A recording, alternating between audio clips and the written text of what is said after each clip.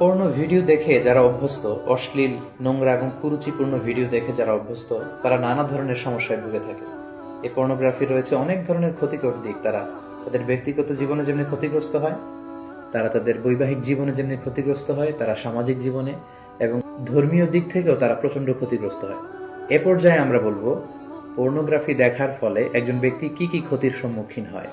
সর্বপ্রথম যে ক্ষতিটির সম্মুখীন সে হচ্ছে, সেটি হচ্ছে সেই ব্যক্তি তার আত্মাকে কলুষিত করে দিচ্ছে। ফলে কোনো এবাদতে সে মজা পাবে না, সে সালাত আদায় করে মজা পাবে না, সে কোরআন তেলাওয়াত করে মজা পাবে না, সে তাসবিহ করে মজা পাবে না। এবং আল্লাহ তাআলার ক্রোধ সে অর্জন করছে আল্লাহর রহমতের পরিবর্তে, আল্লাহর লানও তার উপর বর্ষিত হচ্ছে। এবং মানুষের দেহের যতগুলো অঙ্গ রয়েছে তার মধ্যে থেকে সবচাইতে দামি অঙ্গ হচ্ছে তার আত্মা। And pornography is damaging your soul. বিষ্ণু সাল্লাল্লাহু ইসলাম বলেছেন, আলা ইন্না ফিল জাসাদি মুদগা ইযা সলুহাত সলুহাল জাসাদু কুল্লু ওয়া ইযা ফাসাদাত ফাসাদাল জাসাদু কুল্লুহু আলা ওয়াহিয়াল কলব।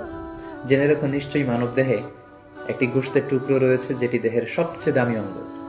এই অঙ্গটি যদি পরিচ্ছন্ন হয় পুরো দেহটি পরিচ্ছন্ন থাকে, এই অঙ্গটি যদি নষ্ট হয়ে যায় পুরো দেহটি নষ্ট হয়ে যায়, আর সেটি হচ্ছে তোমাদের আত্মা। In the day of judgement আমরা যখন আল্লাহ তাআলার কাছে হাজির হয়ে যাব, আমাদের ক্ষমতা, আমাদের সন্তান, আমাদের সম্পদ কোনো কিছুই আমাদের মুক্তিকে নিশ্চিত করতে পারবে না। কেবলমাত্র যারা প্রশান্ত এবং পরিচ্ছন্ন আত্মা নিয়ে মহান আল্লাহর দরবারে হাজির হবে, তার জন্যই আল্লাহ তাআলা ক্ষমার ঘোষণা করবেন। তো পর্নোগ্রাফি ওয়াচাররা সর্বপ্রথম যে ক্ষতিটির সম্মুখীন হচ্ছে সেটি হচ্ছে তারা তাদের আত্মাকে নষ্ট করে দিচ্ছে, যেটা মানব দেহের সবচেয়ে দামি অঙ্গ। পাশাপাশি তারা তাদের চরিত্রকে শেষ করে দিচ্ছে, যেটা মানব জীবনের সবচেয়ে দামি একটি বিষয়। আমরা বলি যে মানুষের অর্থহানি ঘটলে সামান্য কিছু হানি হয়, স্বাস্থ্যহানি হলে আরেকটু বেশি কিছু হয়, কিন্তু একজন ব্যক্তি যখন তার চরিত্র হারিয়ে ফেলে, সে তার সবকিছুকে হারিয়ে ফেলে। পাশাপাশি যারা পর্নোগ্রাফি দেখে অভ্যস্ত তাদের স্বাস্থ্যের মারাত্মক হানি ঘটে, যেহেতু পর্নোগ্রাফি ওয়াচাররা রাতের সময়টুকুকে বেছে নেয় গোপনে পর্নোগ্রাফি দেখার জন্য। ফলে রাতের ঘুম তাদের আর হয় না, তারা ইনসমনিয়াতে ভোগে এবং একটা বিকৃত রুচি তারা ডেভেলপ করে ফেলছে মনের অজান্তেই।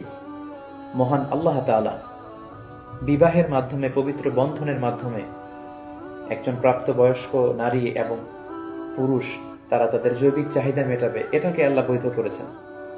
কিন্তু বিয়ের অনেক আগেই যখন তারা এই যুগল দৃশ্যগুলো ভিডিওতে দেখে, বলে আয়াতু বিল্লাহ, নাউযু বিল্লাহ, তখন মনের অজান্তে একটা বিকৃত রুচি তারা ডেভেলপ করে। তারা তখন আর স্বাভাবিক মানুষ থাকে না, অস্বাভাবিক মানুষে পরিণত হয়। এবং পার্সোনালি আমরা অনেকের কাছ থেকে এরকম প্রশ্নও পাই যে আমি আসলে পর্নোগ্রাফি দেখতে চাই না, আমি এটাকে অপছন্দ করি, কিন্তু একবার দেখতে শুরু করার কারণে আমি এ থেকে বেরিয়ে আসতে পারছি না, আমি নিজেকে সাহায্য করতে পারছি না, এবং এই পৃথিবীর যে কোনো বিষয়ের ব্যাপারে আমি আগ্রহ হারিয়ে ফেলেছি, আমার সুইসাইড করতে মন চাচ্ছে। এরকম মেন্টাল ডিপ্রেশনেও কিন্তু তারা ভুগে থাকে। পর্নোগ্রাফির আরেকটি গুরুত্বপূর্ণ ক্ষতিকর দিক হচ্ছে এই পর্নোগ্রাফির ফলে সেক্সুয়াল ক্রাইম সমাজে বেড়ে যাচ্ছে। In every sexual crime there is a pornography behind it. কারণ মানুষ যখন পর্নোগ্রাফি দেখে এবং সেটা থেকে যখন সে স্বাদ নেয়, মজা নেয়, তখন সে তার ব্যক্তিগত লাইফে সেটাকে প্র্যাকটিস করতে চায়, যার ফলে ধর্ষণের মতো এত জঘন্য কাজকে সে বেছে নেয়, চাইল্ড অ্যাবিউজের মতো, উইমেন অ্যাবিউজের মতো জঘন্য কাজগুলোকে সে বেছে নেয়। এজন্য সমাজে যত ধরনের সেক্সুয়াল ক্রাইম দেখা যাবে, গবেষণা করলে দেখা যাবে তার পেছনে রয়েছে পর্নোগ্রাফি। যারা পর্নোগ্রাফি ভিডিও দেখে তারা দাম্পত্য জীবনে সুখী হয় না, কারণ পর্নোগ্রাফি ভিডিও দেখার ফলে একজন মানুষ উত্তেজিত হয়ে ওঠে। এবং যারা ধীরে ধীরে বছরের পর বছর এগুলো দেখে অভ্যস্ত, তারা মাস্টারবেশনে অভ্যস্ত হয়ে যায়, যেটা ইসলামী শরিয়তের দিক থেকে অনেক জঘন্য ধরনের একটি অপরাধ এবং কবিরা গুনাহ। এরপরে আপনার ইউর রিলেশনশিপ শুড বি হালাল, আপনার সম্পর্কগুলোও হালাল হতে হবে। এখন নতুন নতুন টার্মিনোলজি বের হয়েছে, আগে ni শুনতামই না, এখন বলে হুজুর আমার জিএফ, আমার বিএফ। কি রে জিএফ কি? কয় হুজুর জিএফ মানে গার্লফ্রেন্ড, বিএফ মানে বয়ফ্রেন্ড, আছে না নাই? আবার কয় আমার এক্স গার্লফ্রেন্ড। হুজুর আমার ব্রেকআপ হয়েছে। আবার কয় হুজুর ক্রাশ খাইছে, ক্রাশ, আছে না নাই? ওই যে পোলাপান হাসে, মুরব্বীরা বুঝে নাই। আহা, এগুলো করা যাবে?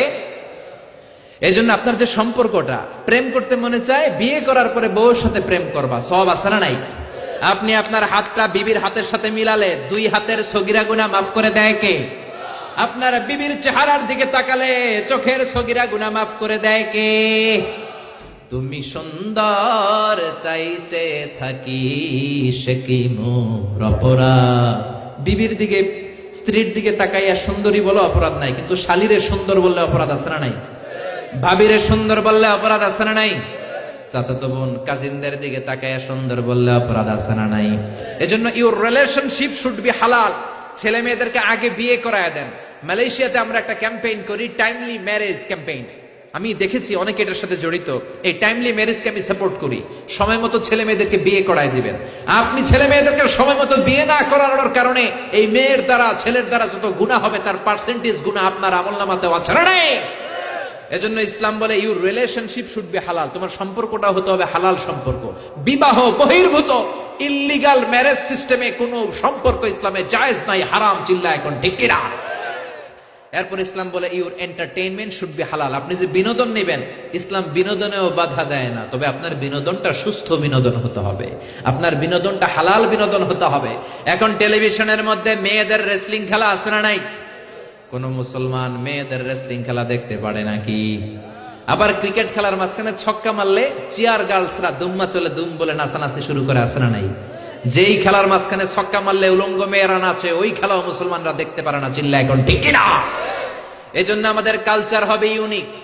হারাম কোন ধরনের বিনোদন মুসলমান গ্রহণ করতে পারে না। মুসলমান গ্রহণ করবে হালাল বিনোদন। তার মানে ইউর ফুড শুড বি হালাল, ইউর ড্রিঙ্কস শুড বি হালাল, ইউর ইনকাম শুড বি হালাল, ইউর রিলেশনশিপ শুড বি হালাল, ইউর এন্টারটেইনমেন্ট, আপনার বিনোদন শুড বি হালাল। আমাদের পুরো জীবনের অঙ্গনটারে হালাল দিয়ে সাজাইতে হবে। রাজি আছে মুসলমান? কে কে রাজি? তো হাত উঁচু করে আমরা আল্লাহর দেখাই। আল্লাহ আমাদের হাতগুলোকে তুমি কবুল করে নাও, হারাম থেকে আমাদেরকে বাঁচাও, আমরা যেন হালাল খেয়ে মুস্তাজাবুদ দাওয়া হতে পারে, তুমি কবুল করে নাও। আল্লাহ আমাদের সবাইকে কথাগুলো বুঝার ও আমল করার তৌফিক দান করুন। দিলেই আসবে, না দিলে আসে না। আপনি দেন, দেখবেন আসতে শুরু করছে। এটাই সিস্টেম। দিলে কমে না, না দিলে কমে। সুবহানাল্লাহ পড়েন। উদাহরণ হিসেবে বোঝেন, আপনার হাতে 5 কেজি ওজনের একটা জিনিস দেয়া হলো, আপনি এটারে ধরে রাখছেন। এটারে ধরে রাখলে আর কিছু নিতে পারবেন? এটারে দিয়ে দিলেই না আরেকটা ধরতে পারবেন, ঠিক কিনা? 5 কেজির এটা হুজুরে দিয়ে দিলাম, এরপরে কেউ আমার 20 কেজি দিলে ওইটা ধরবো, ওইটা আবার আরেকজনকে দিব, এরপরে আরেকজন 30 কেজি দিলে ওইটারে ধরবো। কথা বলেন, কথা বলেন, কথা বলেন। এজন্য আল্লাহ বললেন ইনফিকুনা ফিস সাররাই ওয়াদ দাররা। আমার মুত্তাকি বান্দার প্রথম গুণ, তারা সুখে দুঃখে সব সময় দান করে, দানের ধারাবাহিকতা সব সময় অব্যাহত রাখে। যারা সুখে দুঃখে সচ্ছল অসচ্ছল সব অবস্থায় দান করে, তাদের নাম হলো মুত্তাকি। মুত্তাকিদের প্রথম বৈশিষ্ট্য দান করে। আপনারা দান করেন তো? কিশোরগঞ্জের ভাইয়েরা সবাই করেন? করেন তো? Take it as a reminder. আজকের এই আলোচনাটা একটা রিমাইন্ডার হিসেবে নেন। যাদের দান করতে একটু সমস্যা, মনে থাকে না, অলসতা বা একটু কিপটামির মনোভাব আছে, এই কিপটামি কৃপণতা ভুলে যান। দেন, দেন না একটু, আপনারা দিবে কে? বিশ্বাস হয়?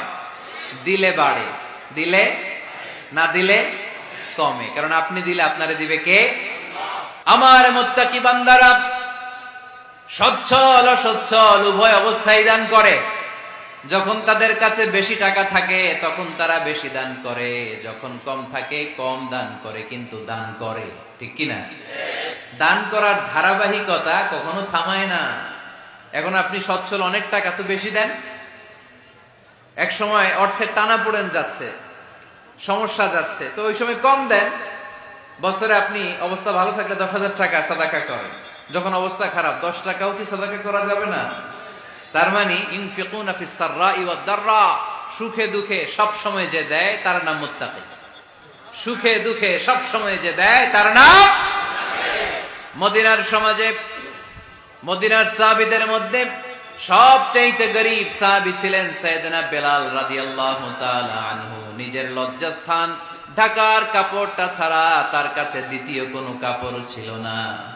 সকালে যদি খাবার পেত, দুপুরে খাবার ছিল না, দুপুরে পেলে রাতের জন্য ছিল না, আজকে খাবার থাকলে কালকে নাই। মদিনার সবচাইতে গরীব সাহাবী বেলাল রাদিয়াল্লাহু তাআলা আনহু, লজ্জাস্থান ঢাকার জন্য শুধু একটা জামা ছিল, গায়ে দেওয়ার মতো কোনো জামা নাই। এই সাহাবীর মতো গরীব কোন সাহাবী মদিনার জমিনে নাই। এই বেলাল রাদিয়াল্লাহু তাআলা আনহুকে বিশ্বনবী ডেকে বললেন, ইয়া বেলাল আনফিক ইয়া বেলাল লা তাখশা মিন যিল আরশি ইকলালা। ও ও বেলাল, আল্লাহর রাস্তায় দান করো, কারণ আমার আল্লাহর ধন ভাণ্ডারের কমতি নাই। সাইয়েদনা বেলাল রাদিয়াল্লাহু তাআলা আনহু সবচেয়ে গরিব। শুনতেছেন, বুঝতেছেন? সবচেয়ে গরিব। ডাউন পার্টটা ঢাকার মতো একটা গার্মেন্ট ছিল, একটা কাপড়, এটা পেঁচায় আসতো, নামাজ পড়তো। গায়ে রাখার মতো কোনো জামা নাই, আর খাবার দাবার টাকা পয়সা বলতে নাই। ওই সাহাবী নবী সাল্লাল্লাহু আলাইহি ওয়াসাল্লাম বললেন, আনফিক বেলাল, বেলাল তুমিও দান করো।